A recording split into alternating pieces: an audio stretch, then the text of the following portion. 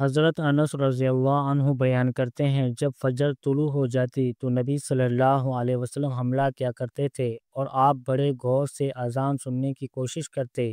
اگر آپ اذان سن لیتے تو حملہ نہ کرتے، ورنہ حملہ کر دیتے۔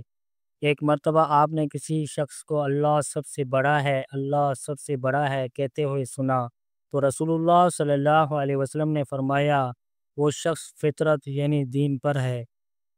پھر اس شخص نے کہا، میں گواہی دیتا ہوں کہ اللہ کے سوا کوئی معبود برحق نہیں۔ تو رسول اللہ صلی اللہ علیہ وسلم نے فرمایا، تم جہنم سے آزاد ہو گئے۔ پس صحابہ نے اسے دیکھا تو وہ بکریوں کا چرواہ تھا۔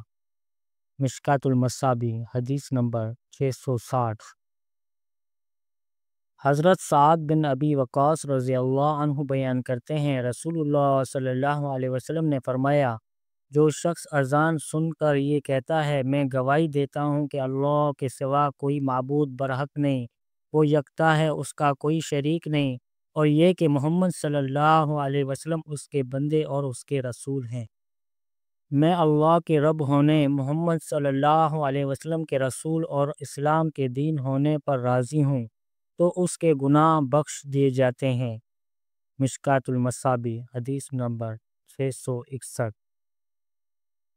حضرت عقبہ بن عامر رضی اللہ عنہ بیان کرتے ہیں، رسول اللہ صلی اللہ علیہ وسلم نے فرمایا، تیرا رب پہاڑ کی چوٹی پر بکریاں چرانے والے اس شخص سے خوش ہوتا ہے جو نماز کے لیے اذان کہتا ہے اور نماز پڑھتا ہے۔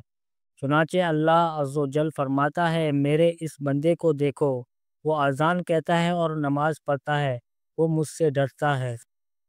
میں نے اپنے بندے کو بخش دیا اور اسے جنت میں داخل فرما دیا۔ مشکات المصابیح، حدیث نمبر 665۔ حضرت انس رضی اللہ عنہ بیان کرتے ہیں، رسول اللہ صلی اللہ علیہ وسلم نے فرمایا، اذان و اقامت کے مابین دعا رد نہیں کی جاتی۔ مشکات المصابیح، حدیث نمبر 671۔